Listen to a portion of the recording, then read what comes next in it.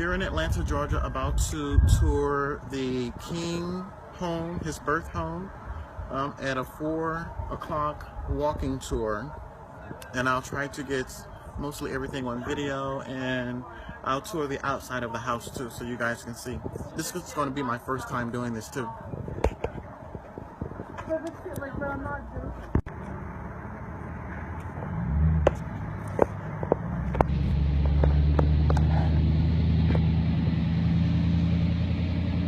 That's his house, the yellow and brown. First we have to go into this bookstore, which is right next door on your right that you see. You see some people going in here right now. They're the 3:30 tour. Some of the row houses are still intact here. I think this is a national landmark. So this area has to be preserved for this time period. So you'll see some of the homes are still intact. Wood frame, gunshots style, 1-story, and looks to be still rented out.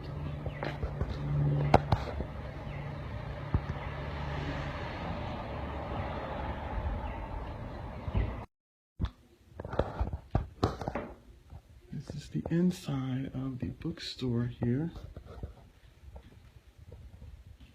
Picture frame of the Martin house. Looks like a living room area. Stained glass. Looks like the original.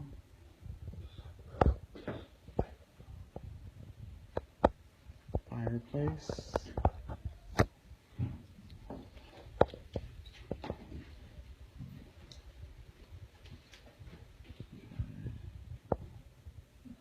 This apparently is Martin Luther King's birth room, the room that he was born in. Back in the day, people living in this area were very well off, affluent, upper middle class. The homes were like 3-story. If you have a home like this, you were doing pretty good, considering that his family had the church and everything. So, pastors always have nice homes and cars. And look at this kitchen here. There's a box of Wheaties on the table with eggs and bacon and grits and biscuits. Huh.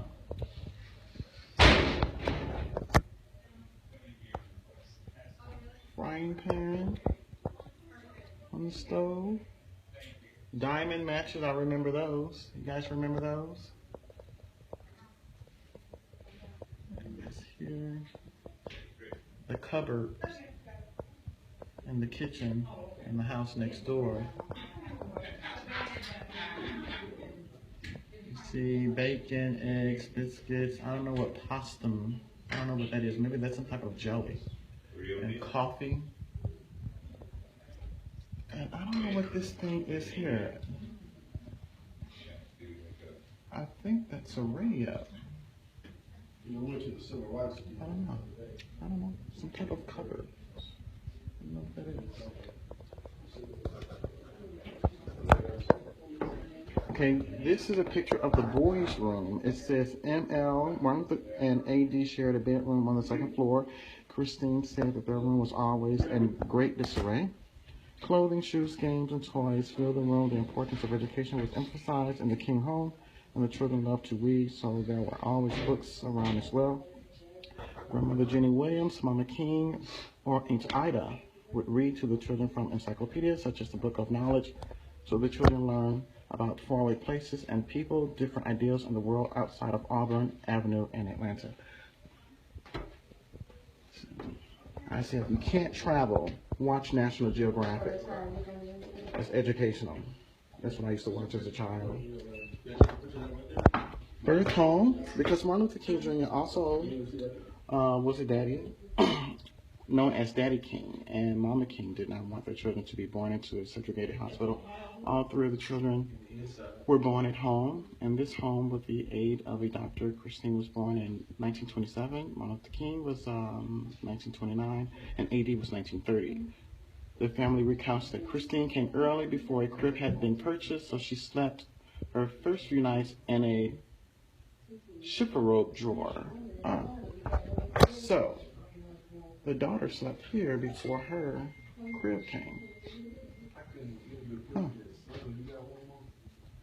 I remember my mom saying something like that. One of us slept in a drawer too at one point.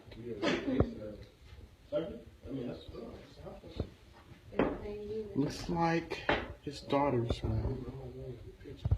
I don't know if you can see that like that. Little black doll on the bed. Her studying desk.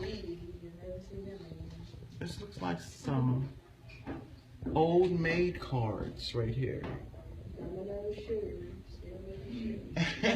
With a hand laid out. I bet those are worth a lot of money if they're still around. Okay. This picture of the dining room, it says here the King family had a formal dining together every night, a formal dinner together every night. The children were expected to be nicely dressed and ready to recite Bible verses before they ate. Lively discussions took place during the meal. The children talked about what was going on at school, and the adults talked about events at the church and the community and around the world. Everyone participated in the discussions, asked questions, and gave their opinions. Even ML, Alfred, Danielle, also known as AD, and Christine, his daughter. Huh.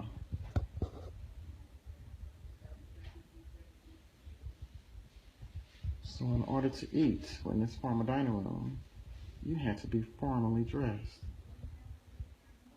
I would say at least a tie, shirt, and slacks for dinner.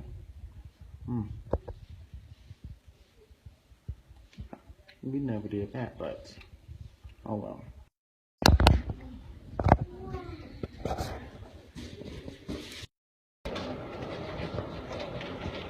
All right.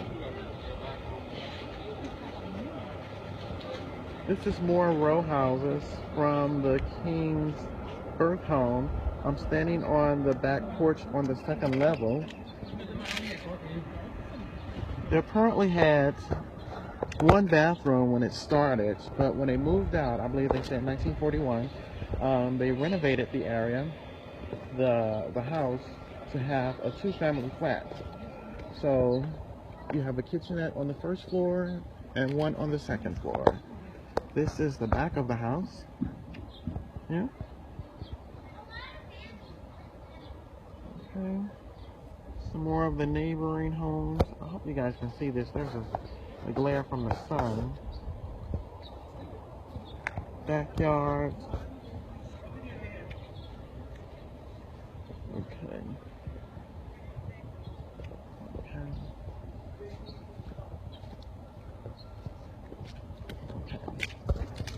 And these little row houses too, these shotgun houses. I think I said gunshot earlier, but they're like shotgun houses. Okay, let's see what this reads here.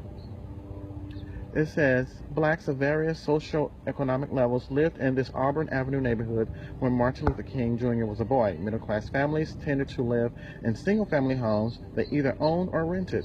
Low-income laborers stayed in apartment houses like this one, or rented one-story alley buildings similar to the one in the back. So this is a one-story alley building.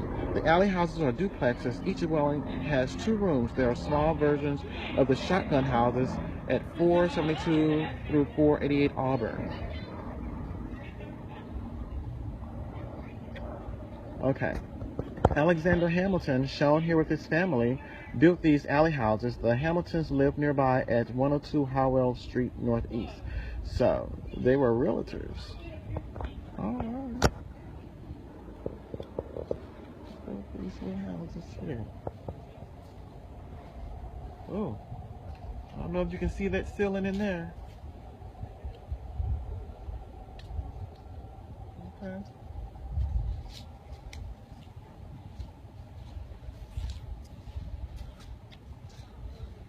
There's a ceiling fan in this one. Man.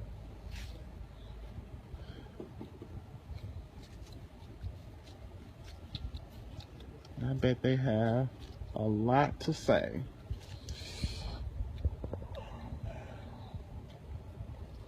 These homes here.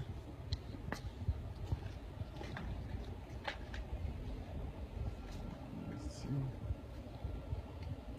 Can I get that? Whew.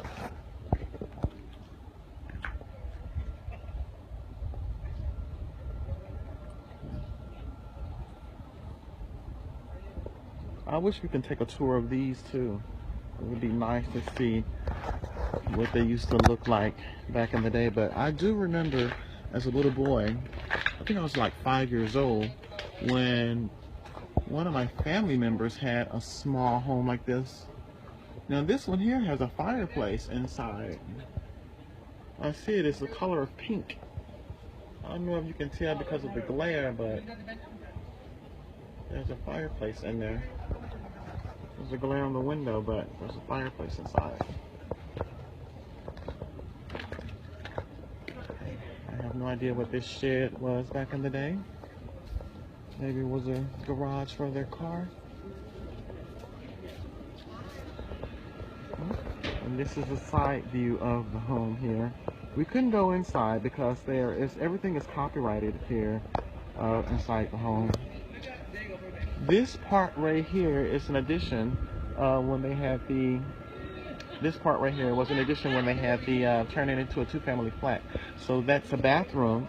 This window right here is the bathroom right here.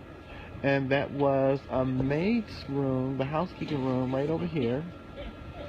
But now I think they said that it's an office, curator's office, I believe they said. Okay. And this is the kitchen right over here. Back of the kitchen. Okay. This is one of the bathroom also right here. No, this is the washroom right here. And the kitchen is on the other side of this window on the other end. Right here is the hallway leading up to the stairs. The stairwell is going up this way.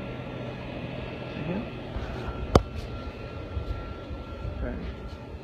And this is their side view of the side porch here. Okay. I'm going to go around to the front.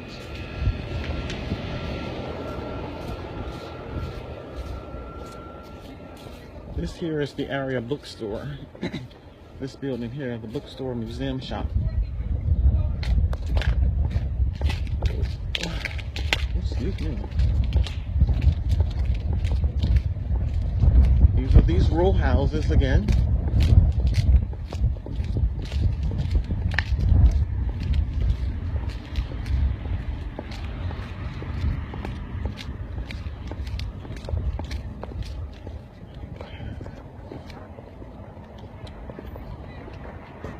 The other side.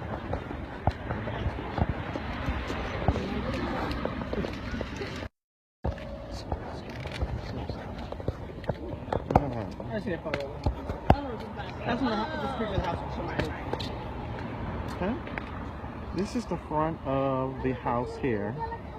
2 stories. It had a swing.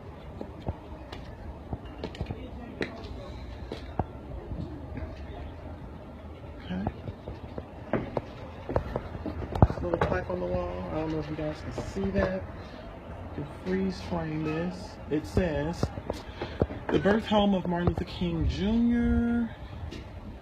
Okay, built in 1895, purchased in 1809 by the King's maternal grandmother, Dr. A.D. Williams, birthplace of the King of of Dr. King in 1929, acquired with assistance of Kappa Alpha sorority. 1974, designated as part of National Historic Site in 1980, dedicated as part of Freedom Hall Complex 1982, renovated with assistance of the Johnson Wax Fund Incorporated in 1988. Okay.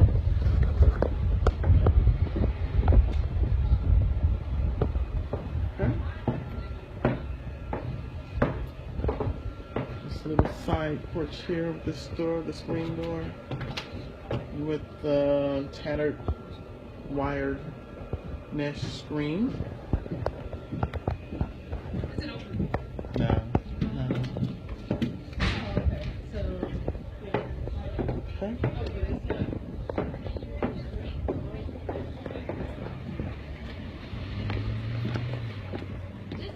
Okay, we're gonna go around to the side of the house here. This is the front lawn there. Side of the house. Okay.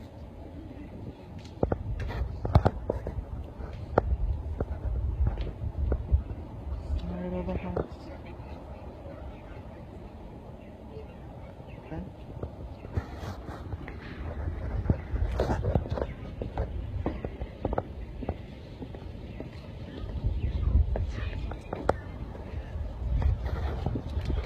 All right. Now upstairs on the second window there, you see this window right here, that door. Well, actually there's a window right now. But back in the day, that was a screen door. And the aunt used to live in the front bedroom here, and she was their babysitter, basically. But now they changed out that door and put a window there instead. And there's actually a little ledge that you can walk on, but when I toured the house, it was closed off because they put a window there that you can't really open. They should have left it as a door, if you ask me.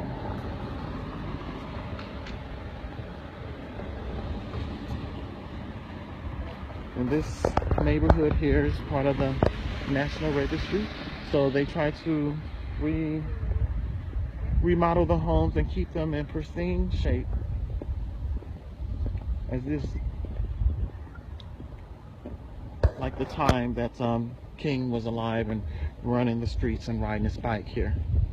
So all these homes are on the historic registry. Okay, this apartment house here. Let's see. It says this apartment building represents the ups and downs of the Auburn Avenue neighborhood. As property owners started to move away in the 50s, numerous dwellings gradually fell into despair. Since '82, the National Park Service and various civic organizations have conducted historic research projects on the buildings. The National Park Service has rehabilitated, restored, and in this case, reconstructed several buildings to their appearance in 1929 through 41 when Martin Luther King Jr. lived in the neighborhood. So, this is how it once looked. Right here. And the destruction and rebuilding. And this is what it looks like now. Let me go across the street so you can get a better view.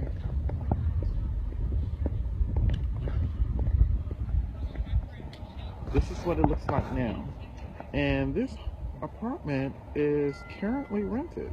I wonder how much is the rent there. I think it's rented. Let's see. Okay. Let's look at this home here. They got a lot of little bios on this. These homes here. Okay. Over here. Okay. With this home here, stepping up. This is 510 Auburn Avenue, okay? With its fish scale gable shingles, ornate porch brackets, and diamond-shaped and octagonal windows, this Queen Anne Victorian house symbolizes financial success. White Atlantans who had become successful in business or in the professions built and occupied most of the homes in this semi-suburban block in the late 1800s and early 1900s. Among them was R.J. Massey, who lived here for 10 years. Blacks who subsequently moved into the area also were proudly stepping up the social scale. At one time, Alice T. Francis helped blacks improve their lots in life by operating an employment agency here from 1937 through 1949. And it says here also, if you know you were out and you were playing with a group of kids in the neighborhood and somebody was called to dinner, everybody went and everybody ate. It didn't matter. Whether you lived there or not, you were a member of that family. Oh. I grew up in something similar to that. And this home is a private residence here. Okay. All right. Neighborhood Pride, 514 Auburn Avenue. It says aromas of newly mown grass and fresh paint drifted along Auburn Avenue as residents trimmed their lawns and hedges and painted their houses and fences. The neighborhood buzzed with activity as other residents tended to their flower gardens, shrubs, fruit trees, and potted ferns.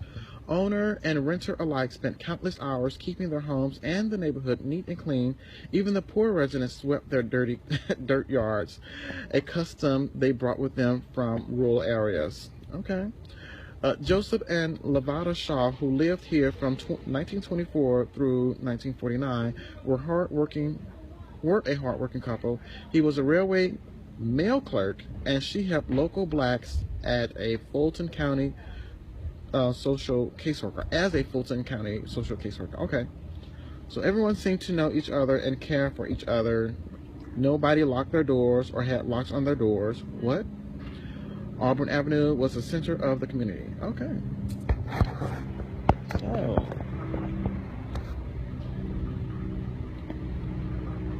So you had a railway mail clerk and a social worker lived in this house from 1924 through 1949. So mail clerk and social worker. Okay. This house here looks like a two-family flat. This right here looks to be single family. Okay, this is the Bryant Graves house. This is the home of Reverend Peter James Bryan and later Antoine Graves. Here Bryan wrote sermons he delivered as pastor of Wheat Street Baptist Church. He also worked as associate editor of The Voice of the Negro, a national literary magazine. Antone Graves, who later occupied the house, became a successful real estate agent and worked hard to help blacks integrate residential districts on Atlanta's west side. So, okay. One was a pastor, a reverend, and the other one was a realtor. Okay. You got the dynamic orator and writer, Reverend Peter James, up above to the left. Early advocate of the political and social rights for blacks. Though he assisted blacks in moving into newer neighborhoods, Antoine Graves, picture below, chose to reside in the sweet Auburn community until his death. Oh wow. So it doesn't mention when he died.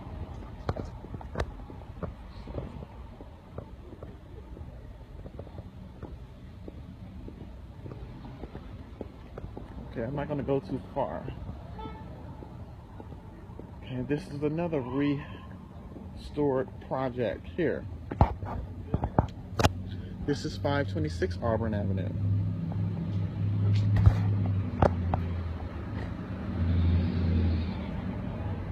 See what it says. It says, a relaxing atmosphere. Auburn Avenue was like a parade ground. Families and friends were constantly visiting back and forth. In the evening, couples such as Frank and Eula Kirk, who lived here for 40 years, relaxed in rocking chairs and wicker swings as they chatted with neighbors on the next porch and passerby. Boys and girls played marbles and hopscotch, stretched their legs on seesaws and swing sets, and pedaled their bicycles up and down the streets. Out back, mothers, fathers, and grandparents tended vegetable gardens, trimmed hedges, and gossiped over the fence with neighbors. Let's see here. We made scooters out of skate wheels.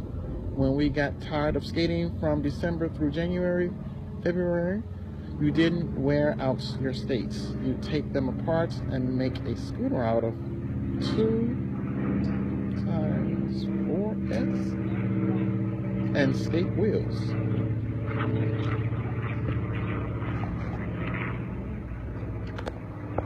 Okay.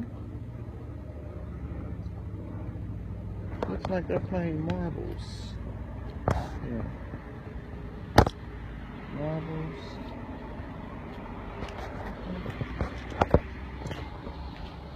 This property here is one that needs to be rehabbed.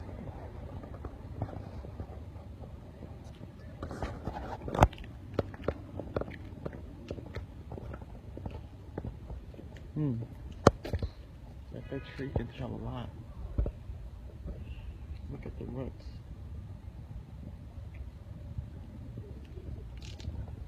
Okay.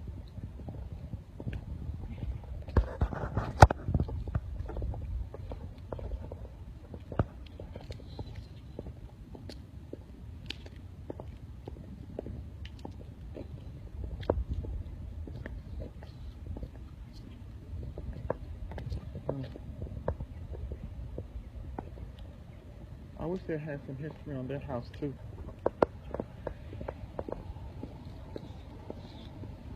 I guess this is one of the older cars that used to be out here back in the day. This house, similar to the King house, the Harper house.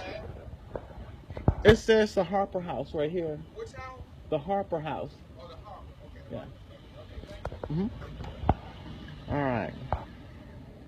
Harper House, 535 Auburn Avenue. Charles Lincoln Harper, who lived here from 1891 to 1945, worked tirelessly as an educator and civic leader to overturn Atlanta's segregationist policies. As principal of Booker T. Washington High School, which Martin Luther King Jr. attended, Harper instituted numerous vocational and college prep courses designed to improve the lives of blacks. He later served as the first executive secretary of the Black Georgia Teachers and Education Association as president of the Atlanta NAACP chapter. Mr. C.L. Harper was a tremendous principal. He was always trying to find some activity so that he could meet the needs and challenge active boys and girls. Okay. This is Harper with the members of Booker T. Washington School and faculty in 1924. His picture is circled here. I don't know if you can see my finger. This is him right here. Okay. And above it says Charles and Carrie Bell Nichols Harper and their children, May Erline and William Nichols, in the 1920s. Let's get a closer look at that.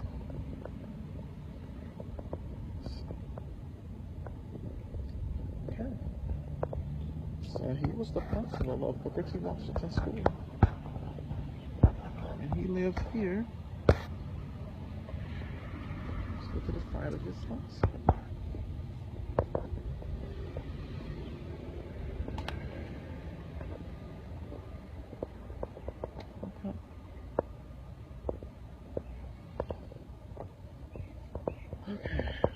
Neighborhood transformed.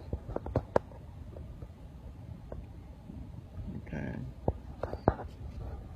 Here it says, the house in front of you symbolized 2 eras of change. Okay.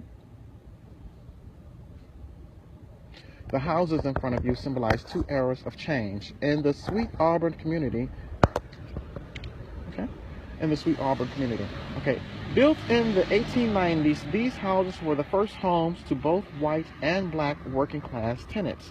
By then, But by 1910, this block, like most of Auburn Avenue, was solidly African American. For the next 50 years, a succession of cooks, laundresses, candy makers, maids, and dressmakers made this block their home. In the late 70s, the triangle block of houses underwent yet another transformation. The Martin Luther King Jr. Center for Nonviolent Social Change, Incorporated, began its initial efforts to restore and preserve the neighborhood of Dr. King's youth here. The King Center funded major rehabilitation of the 3 houses on this block. Oh. So,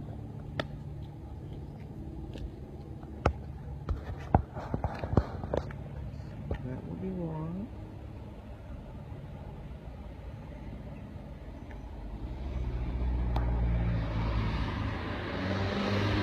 Okay. This will be another. And this one. Possibly those two. And further down to some degree. It's so cold in here I can barely read this stuff. I'm shivering and shaking. Okay. This here, I don't know what type of car this is. It's a Chevrolet, but I don't know what year it is. This is what you would probably normally see during this era. Maybe the principal had this car when he lived here. This was something that he owned at one point in time. Okay.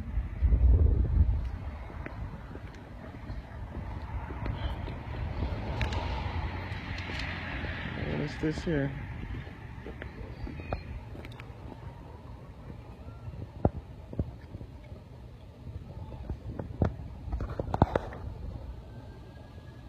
The Bryant Preparatory Institutes. Woo! I wonder, was it right here? It says, after working all day, blacks crowded into 5 rooms over a grocery store here to take courses at Sylvia Bryant's Adult Night School. Bryant Preparatory Institute had 4 teachers and a full enrollment of 175 students when it opened in 1910. Public schools at the time were segregated and extended only to the 8th grade for blacks. Mrs. Bryant's school, with other private academies, provided blacks such as Martin Luther King Jr. Sr. with opportunities for higher education. And it says here, I just dug and